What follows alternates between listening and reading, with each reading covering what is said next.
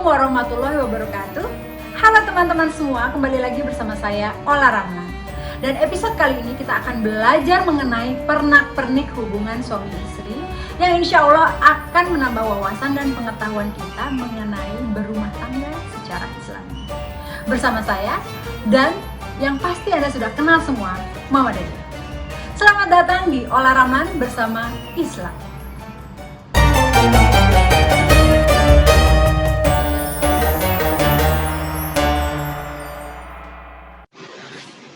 Assalamualaikum warahmatullahi wabarakatuh, Mama Dede.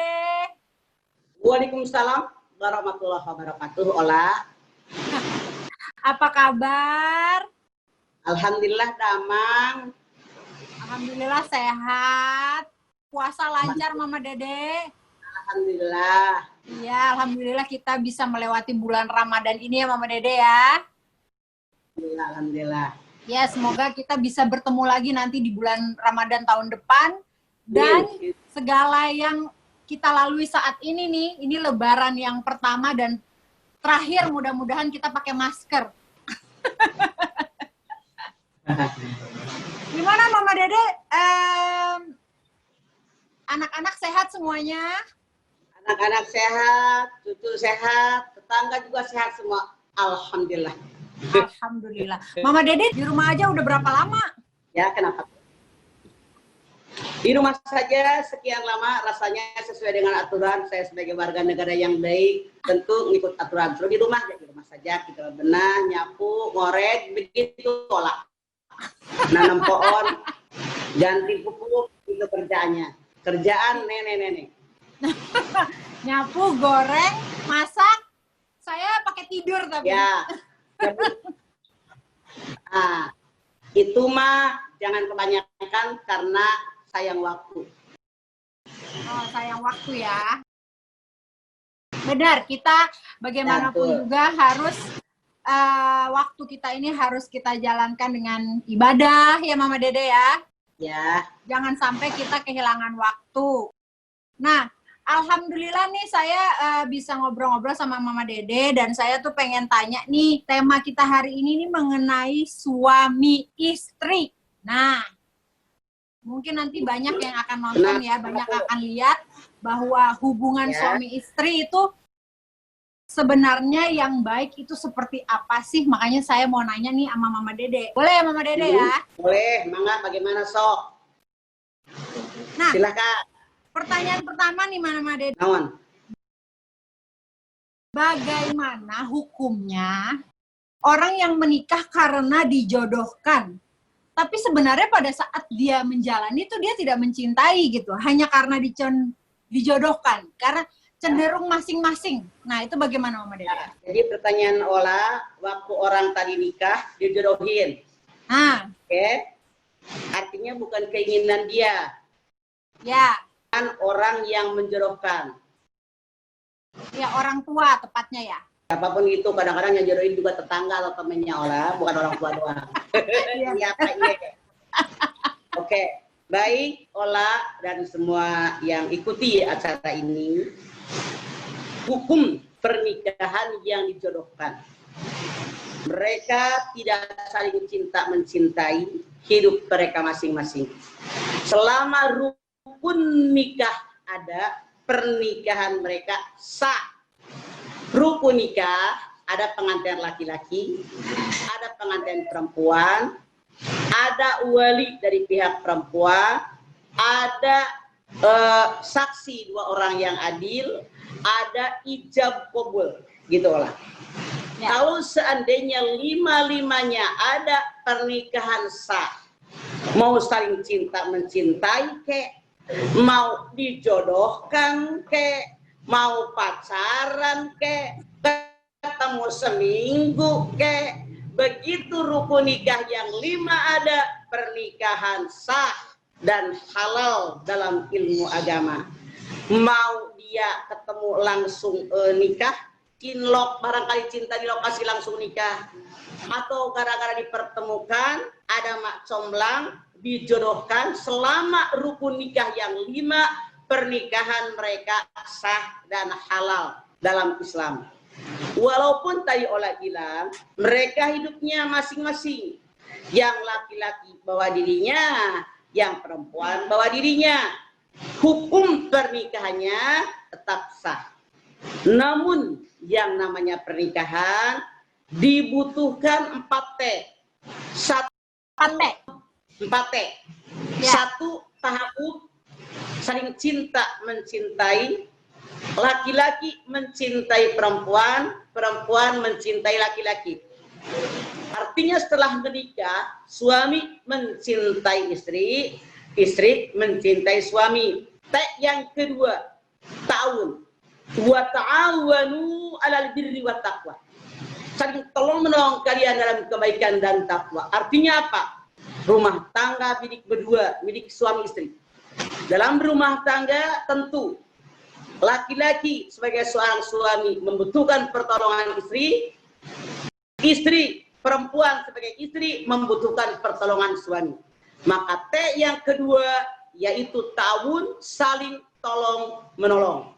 Suami menolong istrinya, istri menolong suaminya. Kemudian yang ketiga, tasyawur, saling bermusyawarah. Kenapa? Karena rumah tangga milik bersama. Boleh jadi sebelum adanya pernikahan, perempuan menyelesaikan masalah sendiri, laki-laki menyelesaikan masalah sendiri.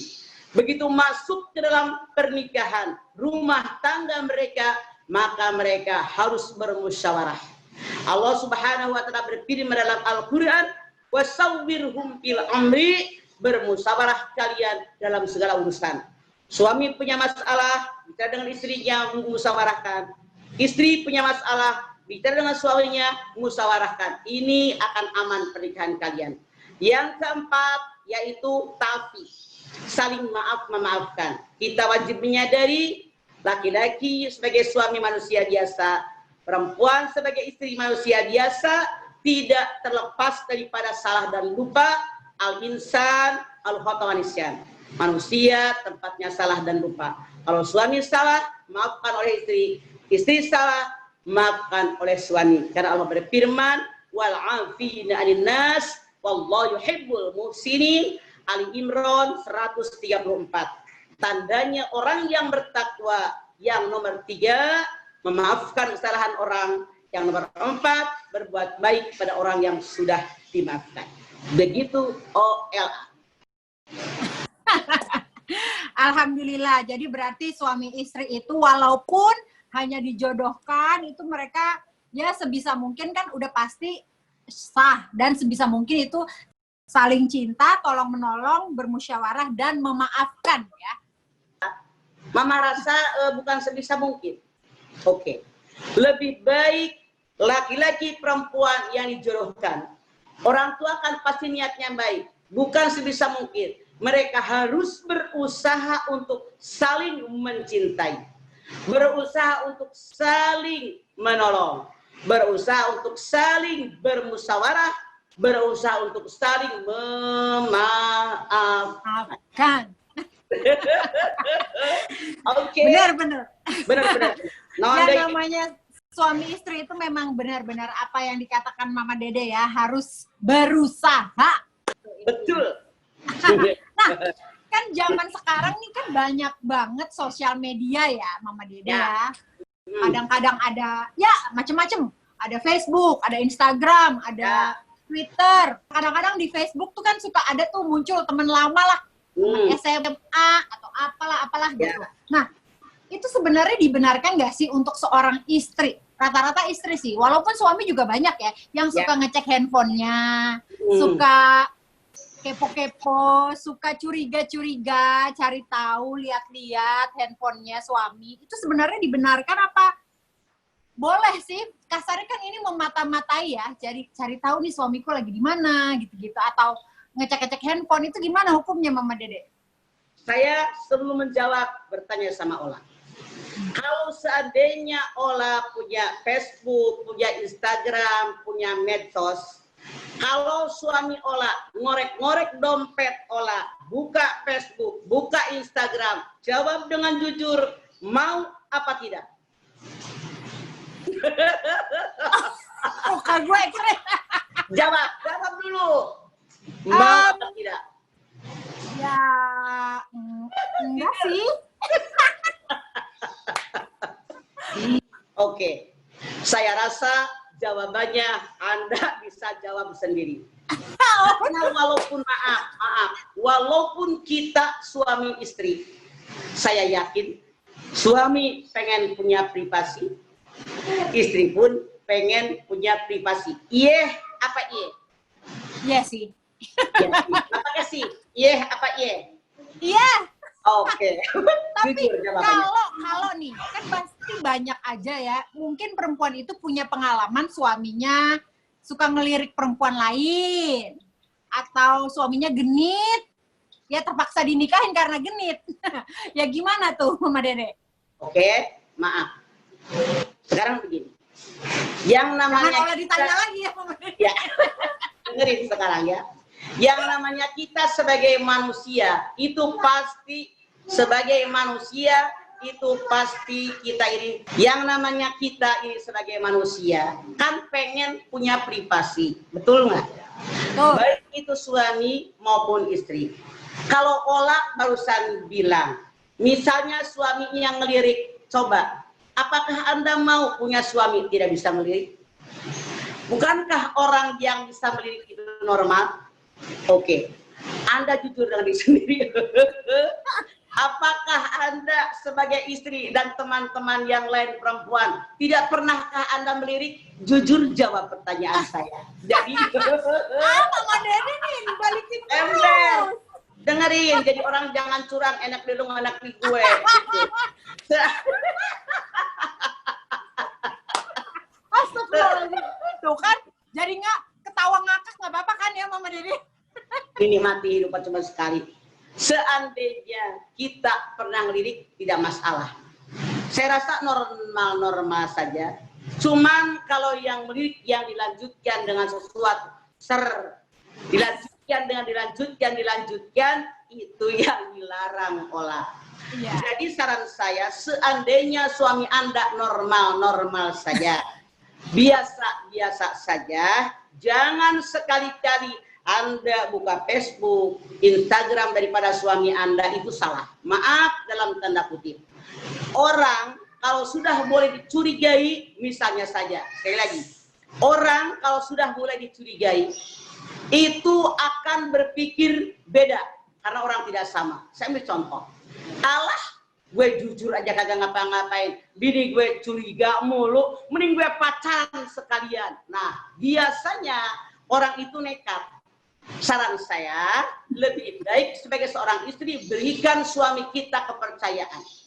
Kalau dia diberikan kepercayaan, kita pun bisa dipercaya, insya Allah akan lebih setia daripada dicurigai. Benar. Benerlah pengalaman gitu loh.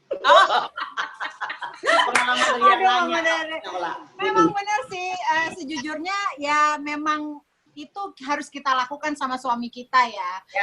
Cuman kan kadang-kadang perempuan itu pasti pengen tahu, pengen lihat nih ngapain sih suami aku. Cuman ya itu ternyata memang kita harus menjaga privasi masing-masing, karena kita juga nggak mau kalau diganggu ya Mama Dede. Banyak ada dalam diri Anda masing-masing. Kan dia Ola. Mama Dede nih.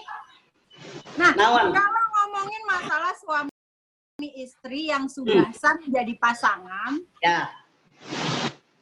Tapi mereka itu sebenarnya sudah pacaran gitu. Terus tiba-tiba ya udah pacaran, sudah mesra-mesra lah. Nah, itu gimana Mama Dede? Apakah pada saat mereka menikah dosanya hilang? Yang paham kan maksud saya Mama Dede? Gak enak ngomongnya, tapi begitu. Jadi pada saat mereka udah pacaran, udah melakukan zina, udah itu intinya. Oke. Hukum agama semuanya enak Ola. Innal halala bayyinun wa innal harama bayyinun. Yang halal jelas, yang haram jelas. Dari mana kita tahu? Dari Al-Quran. Silahkan olah lihat Al-Baqarah 185. Syahrul Ramadan alladzi unzila fihil Qur'an hudal linnas wa bayyinatin minal huda wal furqan. Pada bulan Ramadan aku turunkan buat kalian Al-Qur'an sebagai petunjuk buat manusia, penjelasan petunjuk dan pembeda yang membedakan mana yang boleh, mana yang tidak, mana yang halal, mana yang haram. Semuanya terdapat dalam Al-Qur'an. Oleh karena itu sebagai seorang muslim yang baik, biar kita tidak salah langkah, selalu mengkaji Al-Qur'an.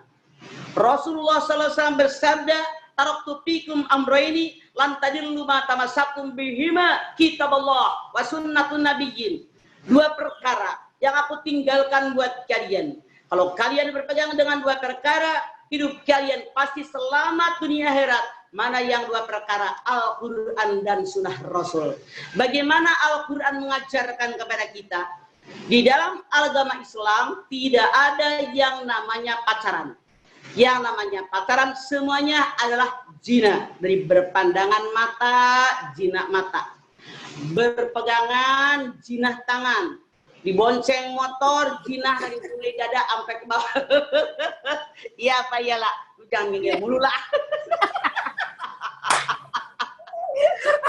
Jujur. Jujur. Survei membuktikan.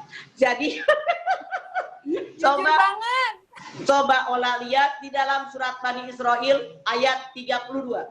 Wala taqrabu zina innahu kana fahisyatan wa sa'a sabila. Jangan mendekati perbuatan zina.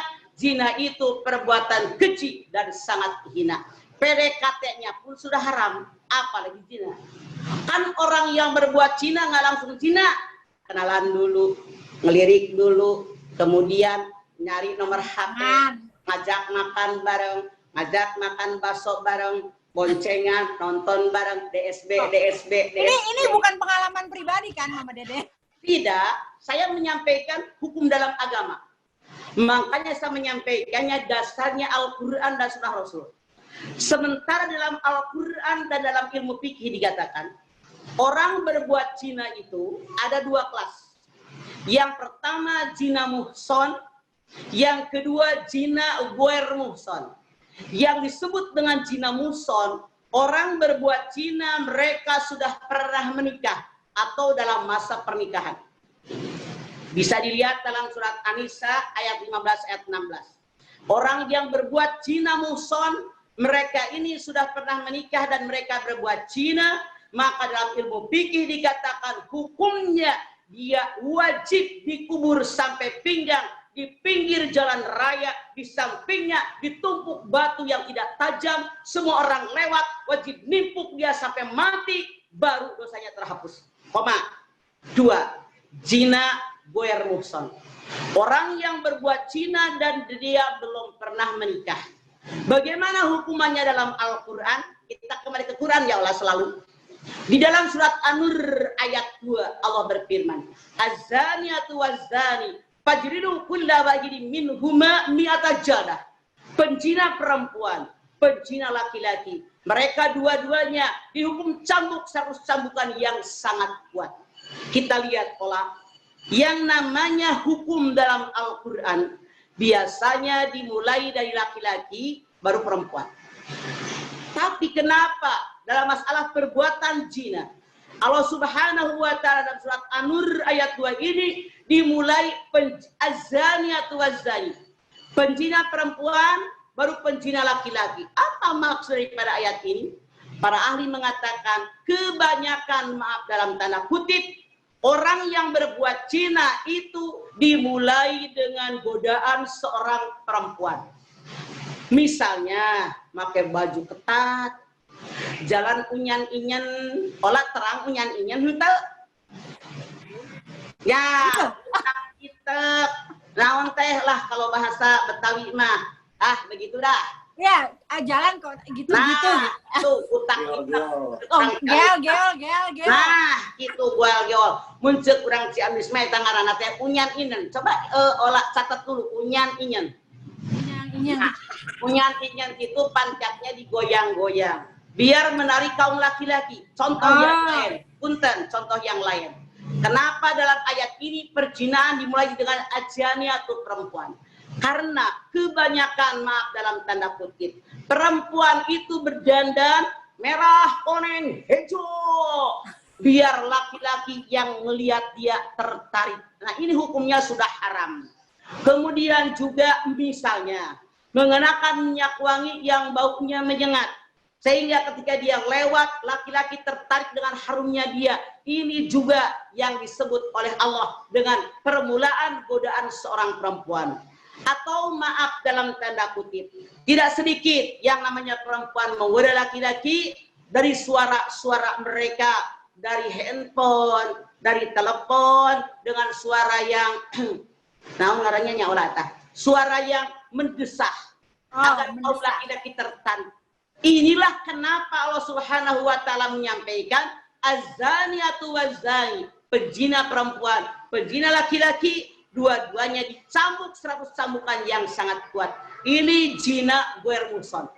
Orang yang berbuat zina dan mereka ini belum pernah menikah, diikat di sebuah tiang atau diikat di sebuah pohon, dicambuk 100 cambukan yang sangat kuat. Ini baru dosanya terhapus. Sekarang kita lihat di masyarakat kita tidak sedikit orang yang sudah hamil duluan, mereka sudah berbuat zina, lalu mereka dinikahkan. Barusan Ola bertanya sama Mama, apakah dengan pernikahan dosa zina terhapus? Sama sekali tidak. Jangan kalian mengira mereka berbuat zina, mereka berpacaran, dengan menikah dosa mereka terhapus, sama sekali tidak. Karena beda daripada hukumnya tadi yang saya sampaikan. Jadi pernikahan tidak menghapuskan dosa zina. Begitu, Ola. Itu benar-benar beda ya, Mama Dede ya? Ya, betul. Nah, berikutnya nih Mama Dede. Oh. Bagaimana menghadapi seorang pria atau suami yang mau nikah lagi, Mama Dede? Ya. Kita sebagai seorang istri harusnya bersikap seperti apa sih ya, Mama Dede? Apa memang mereka sebenarnya memang harus izin sama istri pertama? Ya. Ataukah sebenarnya mereka tanpa izin kita pun bisa menikah? Okay. Bagaimana itu hukumnya, Mama Dede? Kita lihat di dalam surat An-Nisa ayat 3. Fankihu ma tawbalakum minan nisa. Wahai kaum laki-laki, nikahilah kalian perempuan yang kamu sukai, baru koma. Nikah dengan yang kalian sukai. Artinya laki-laki menikah dia bisa milih dengan siapa. Matna wa thulatha wa ruba, boleh 2, boleh 3, boleh 4. Ini baru koma Ola. Fa in hibtum alla ta'dilu fawahidatan. Kalau kamu takut tidak bisa berbuat adil, cukup 1. Nah, pada saat itu ada orang-orang yang ngurusin anak yatim. Harta peninggalan orang tuanya diurusin oleh orang tadi. Dalam ayat ini Allah berfirman, kalau anak yatim tadi sudah balik, sudah dewasa, kalian boleh menikah dengan mereka karena kalian yang ngurus, itu boleh. Tapi hati-hati hartanya jangan dicampur aduk dengan harta kalian. Nah, seandainya mereka menikah dengan anak yatim, mereka tidak mau. Oleh Allah, silahkan menikah dengan perempuan yang kamu sukai. Boleh 2, boleh 3, boleh 4. Baru koma. Tapi kalau kamu takut tidak bisa berbuat adil, cukup 1. Maaf, adil papan, adil pangan, adil waktu, adil tentang kasih sayang. Kalau seandainya punya isi 1 aja nggak keumpamin, orang Betawi bilang, ngapain mikirin kawin lagi? Sebetulnya dalam Al-Quran, dalam hadis Nabi, tidak ada dalil yang mengatakan kalau seorang laki-laki akan menikahi perempuan yang kedua, yang ketiga, yang keempat, wajib izin istri yang pertama, ini tidak ada. Tapi negara kita membuat undang-undang PP 10, kalau seorang suami akan menikahi seorang perempuan, wajib ada izin tertulis. Izin tertulis dari istri yang pertama. Pertanyaannya, beranikah kalian wahai para suami minta izin kepada istri Anda dengan izin tertulis? Tanya sama yang sebelah Ola, berani nggak dia? Tanya dia berani nggak? Tonjok ya lah. Jadi kalau harus ada izin tertulis dari istri yang pertama. Nah, memang dalam ayat ini Allah perintahkan untuk berlaku adil. Namun dalam surat An-Nisa 124 kata Allah, walau bagaimanapun kalian ingin berlaku adil tidak mungkin. Boleh jadi yang tiga bisa adil, papan, pangan, waktu. Tapi kasih sayang sulit untuk berlaku adil. Namun dalam ayat ini Allah berfirman, kalian jangan cenderung kepada istri yang lebih kalian cintai. Walaupun menikah dengan yang muda, yang lebih Yahud, barangkali lebih montok dan bohai, jangan ditinggalkan itu nenek-nenek. Tanpa dia, kalian tidak akan seperti sekarang. Setuju Allah? Setuju. Oke. Itu yang sebelah Ola tanya. Benar banget. Itu Pak. Tapi berarti kalaupun misalnya nih sang suami maksa tuh, Mama Dede, nggak mau, maksudnya ya di undang-undang kita kan harus ada izin tertulis. Tapi ternyata suami kita maksa misalnya untuk menikah lagi, itu gimana, Mama Dede? Itu dalam hukum Islam pernikahannya sah. Sah. Asal pernikahan yang kedua rukun tadi, pengantin laki, pengantin perempuan, wali dari pihak perempuan, kemudian dua orang saksi yang adil dan ijab kabul ada, pernikahannya sah. Sah, tidak masalah. Tetap sah ya? Sah. Tapi kan zaman sekarang itu kalau istri kedua itu atau yang ketiga itu kan dibilang pelakor, Mama Dede. Kumaha tuh? Yang namanya pelakor, Ola, baru namanya doang sekarang. Tapi kelakuan pelakor semenjak zaman dahulu kala sudah ada, istilahnya doang yang baru ada saat ini. Jadi dulu juga ada. Nah, solusinya gimana, Mama Dede? Kenapa? Solusinya sebagai istri pertama, maksudnya sebagai yang punya suami ini harus seperti apa kalau sampai ada pelakor gitu? Apakah kita harus ikhlas ataukah seperti apa, Mama Dede? Satu, saran saya kalau ada pelakor, kita berkaca. Ola coba silakan lihat di dalam surat Asy-Syura ayat 30. Ma asaba min musibatin fabima kasabat aydikum wa ya'fu an katsir. Musibah yang menimpa kalian karena kesalahan kalian sendiri. Mohon ampun kepada Allah dengan ampunan yang banyak. Maksudnya apa? Seandainya di antara Anda ada yang suaminya menikah lagi, yang pertama jangan langsung menyalahkan pihak orang. Gara-gara lo, toh misalnya sama pelakor, salah. Tapi kita berkaca. Kenapa suami Anda berpindah ke lain hati? Pikirkan dengan jujur. Nilai dengan diri kita dengan realita yang ada. Punten misalnya. Apakah Anda kalau di depan suami Anda suka dandan? Sudah maniskah perlakuan Anda kepada suami Anda? Lihat diri Anda lebih sering senyum, lebih sering manyun di depan dia. Kalau suami berangkat, maniskah dia? Kalau suami pulang, disambut dengan senyuman yang maniskah? Kalau suami pulang kerja, dikasih minuman yang dia suka apa tidak? Dilayani dengan baik apa tidak? Termasuk diranjang. Dua, lihat diri kita. Bagaimana sikap perilaku kita kepada keluarga suami? Satu, bagaimana sikap perilaku Anda kepada orang tua suami? Sudahkah Anda ramah dengan dia? Bagaimana sikap perilaku Anda dengan saudaranya suami yang disebut dengan ipar? Kenapa Ola Mama menjawab begini? Karena banyak laki-laki yang curhat ke Mama. Kenapa mereka kawin lagi? Istri yang pertama judes, manyun wae. Tidak ada ramahnya. Sama emaknya suami jahat dan judes. Sama ipar benci melulu. Sepertinya musuh. Oleh karena itu, ini saran yang pertama. Dua, seandainya kita menilai diri kita rasanya sudah maksimal melayani suami dengan baik. Sudah ramah depan suami, sesuatu yang dia suka sudah saya masakan. semua kebutuhannya sudah saya penuhi. Karena suami saya memenuhi kewajibannya sebagai suami, berikan apakah yang baik buat keluarga kami. Kemudian Anda sudah melayani dengan baik. Ternyata suami selingkuh, nah itu artinya suami Anda adalah suami centil, nggak tahu diri, begitu.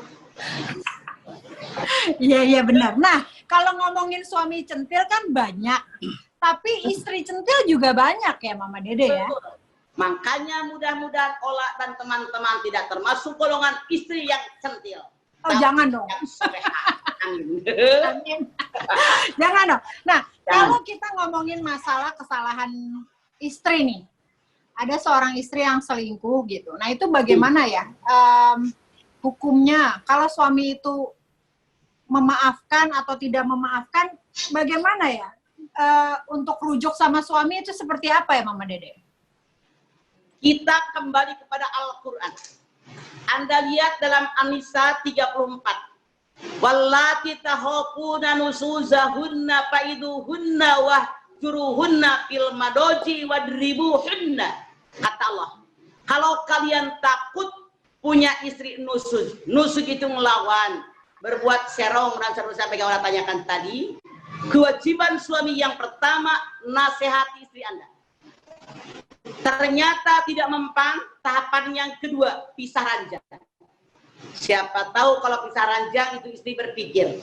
Ternyata tidak mempan, tahapan yang ketiga. Kata Allah, suami boleh memukul istrinya kalau dia nusuk. Tapi di sini memukul jangan salah paham. Jangan Anda mengira pok. Bukan. Memukul di sini mendidik istri. Apa yang engkau lakukan sebagai suami tidak suka dalam agama adalah salah. Kalau perlu pukul pakai pipi, lalaunan. Oke, Ola. Aduh, seru ya ngobrol-ngobrol sama Mama Dede, seru banget. Semoga ini pandemi ini cepat berlalu dan Mama Dede bisa datang ke rumah ya Mama Dede ya. Ya. Nah, ini ada pertanyaan terakhir nih Mama Dede. Bagaimana seorang istri yang punya penghasilan atau seorang istri bekerja yang punya penghasilan lebih besar daripada suami? Oke. Kan zaman sekarang nih apalagi gara-gara banyaknya virus, kan pasti banyak suami yang akhirnya nggak mendapat penghasilan. Kemudian istrinya mungkin bekerja lebih banyak. Pokoknya ya intinya sebenarnya gimana pendapat Mama Dede untuk seorang istri yang berpenghasilan lebih tinggi daripada suami? Oke, saya rasa Ola jangan Anda katakan zaman sekarang. Dari zaman dulu gitu loh. Ola lihat Al-Baqarah 158. Inna sofa wal marwata min sa'ilillah. Oke Ola, ketika kita haji, ketika kita umroh, kemudian kita sa'i dari Sofa ke Marwah. Saya tanya sama Allah, tolong jawab. Menapaktilasi perbuatan siapakah kita? Yang mana? Yang mana? Mana kalau kok baik. Olah. Safa Marwah. Oke. Ketika kita haji, ketika kita umroh, kita kan sa'i, betul? Betul. Lari dari Sofa ke Marwah, Marwah ke Sofa, Sofa ke Marwah. Mama tanya sama Ola, menapaktilasi perbuatan siapakah kita? Siti Hajar. Pintar, Siti Hajar. Ola harus tahu, ini sejarah 3.600 tahun yang lampau. Artinya ketika Ola nanya, zaman sekarang, betapa banyak perempuan yang penghasilannya lebih banyak? Tidak. Dari dulu kali. Lihat aja. Ayat ini dari dulu. Olah 3.600 tahun yang lampau. Siti Hajar ketika suaminya pergi ke Palestina menyebarluaskan agama. Air minum sudah tidak ada. Susunya sudah kering. Dia aus. Anaknya aus. Perempuan yang bernama Hajar nggak tinggal diam. Dia lari ke Sofa dari air gajal. Lari ke Marwah nyari air gagal. Ini gambaran kehidupan di alam dunia. Baik laki-laki maupun perempuan wajib bekerja dan berusaha. Ola lihat lagi di dalam surat Ad-Duha ayat 8. Wa wajadaka aila fa'agna. Bukankah aku mendapatimu Muhammad kekurangan, aku memberikan engkau kekayaan.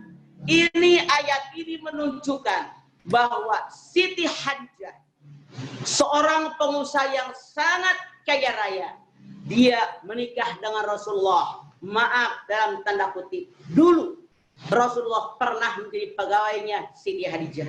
Artinya Siti Hadijah sebagai seorang istri lebih banyak penghasilannya, lebih kaya daripada suaminya. Makanya kalau mama bilang olah zaman sekarang itu tidak tepat. Dari dulu gitu loh, perempuan banyak yang punya banyak, banyak yang punya banyak apaan banyak yang punya penghasilan lebih banyak.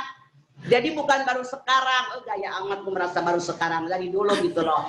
Jadi harus bagaimana kalau Anda sebagai perempuan punya penghasilan, walau bagaimanapun Anda lihat An-Nisa 34. Ar-rijalu qawwamuna 'alan nisa bima faddalallahu ba'dakum 'ala ba'in wa bima anfaqu min amwalihim.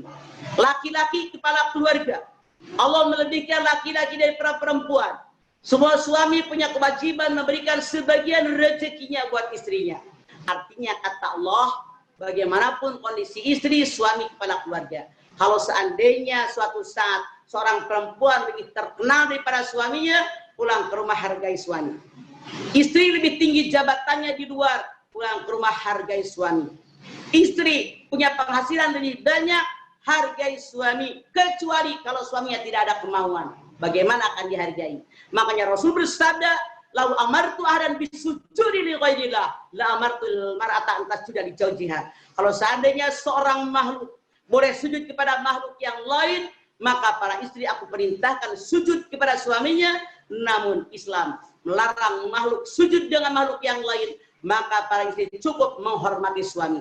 Suami yang mana? Akmalul mu'minina imanan ahsan wa khuluqa wa hiyarukum linisaihim. Orang yang paling baik imannya, orang yang paling baik akhlaknya. Siapa dia? Suami yang sayang dan penuh perhatian, memenuhi kebutuhan istri dan keluarganya. Begitu olah. Jadi walaupun suami itu kedudukannya masih secara jabatan ya, kedudukannya di bawah istri, ya, ataupun penghasilannya di bawah istri, bagaimanapun itu seorang wanita atau seorang istri harus menghormati dan menghargai suaminya. Betul. Selama suami tadi mau bekerja, berusaha maksimal. Begitu Rasul mengajarkan kepada kita. Jadi bagaimanapun juga kita harus menghargai suami walaupun kita punya kekayaan yang lebih ya, Mama Dede. Karena ya mungkin memang dari zaman dulu. Cuman kalau dilihat kan perkembangan zaman ini kan kayaknya kalau kita lihat perempuan itu lebih banyak usahanya. Nanti ujuk-ujuk dia punya zaman sekarang lagi heboh-hebohnya online makanan, terus baju muslim, kerudung, ya kan? Nah, jadi macam-macam. Jadi aku rasa kadang-kadang tuh mungkin emansipasi perempuan itu kan lebih tinggi. Jadi karena jumlah perempuan sekarang olah 8 berbanding 1. Menjelang kiamat 50 berbanding 1. Itulah kenapa olah bilang perempuan lebih banyak. Memang jumlahnya lebih banyak. Saat ini penelitian mengatakan perempuan laki-laki 8 berbanding 1. Hadis Nabi mengatakan menjelang kiamat 50 berbanding 1.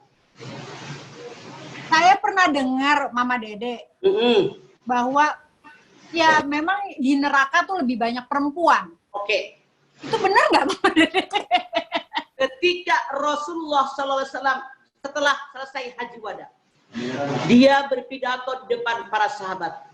Wahai para sahabat, kalian dengarkan saya. Nanti dia melahir yang paling banyak masuk neraka adalah perempuan. Para sahabat bertanya, kenapa mereka ya Rasulullah? Rasul menjawab, karena mereka kufur. Kata para sahabat, apa mereka kufur dengan Allah? Tidak. Mereka kufur dengan suami mereka. Suami mereka sudah bekerja berusaha maksimal, punya penghasilan, cuman istrinya kurang mensyukuri penghasilan suaminya, salah melulu. Nah ini buat para istri. Makanya kita, walaupun perempuan, kalau dia suami tidak mencukupi kebutuhan kita, dia sudah maksimal bekerja, kita kerja. Tadi kan banyak sejarah. Tapi para suami pun dinasihati Rasulullah pada saat itu juga. Setelah selesai haji wada. Wahai para sahabatku, hati-hati kalian dengan istri kalian. Kata para sahabat, kenapa? Rasul mengatakan, kalian menikah dengan istri kalian dengan menyebut nama Allah. Kalian halal berhubungan dengan mereka karena menyebut nama Allah. Kalau kalian menyia-nyiakannya, urusannya langsung dengan Allah. Artinya kalau suami tidak bertanggung jawab, tidak memberikan nafkah, menyakiti istri, baik batin maupun lahir, istri tidak ridho, istri tidak bisa melawan, sementara suami berbuat salah, urusannya langsung dengan Allah. Makanya hati-hati, hadis Nabi mengatakan ada 3 kelompok manusia yang jangankan sudah mati, hidup pun diazab oleh Allah. 1, seorang yang menyakiti orang tua dan mertua. Anda lihat si maling tunda jadi batu. 2, orang yang menyakiti pasangannya. Suami yang menyakiti istri, istri yang menyakiti suami. Yang ketiga, kata Rasulullah SAW, orang yang ambil hak orang lain. Misalnya saja yang rampok, yang mencuri, yang ngegarong, yang malak, yang koruptor. Atau orang yang ambil hak orang lain dengan cara misalnya maaf, tidak sedikit sekarang yang ditangkap KPK. Oke, begitu. Oke, Mama Dede. Terima kasih banyak untuk hari ini, banyak. Mama Dede. Alhamdulillah, nuhun. Ilmunya. Semoga bermanfaat buat yang nonton YouTube ini. Semoga kita sebagai perempuan menjadi perempuan yang soleha, yang baik, yang selalu bertutur kata manis. Jangan sampai nanti suami datang-datang pulang kerja kita pakai daster, nggak dandan, tapi giliran mau pergi dandan. Nah, ke pasar ketemu tukang toge sama tahu pakai alis. Gincu alis. Terima kasih banyak Mama Dede. Mama sami-sami nih. Insya Allah mudah-mudahan nanti kita ketemu lagi di lain kesempatan. Sehat-sehat terus. Salam buat keluarga, anak, cucu, semuanya. Sama tetangga nggak? Boleh. Salam cium dari Olahraga. Baik, pemirsa, ini yang bisa saya sampaikan. Semoga bermanfaat. Kalau yang salah di lubuk hati yang paling dalam, saya mohon maaf yang sebesar-besarnya. Billahi taufiq wal hidayah. Al-afu minkum. Wassalamualaikum warahmatullahi wabarakatuh. Waalaikumsalam warahmatullahi wabarakatuh.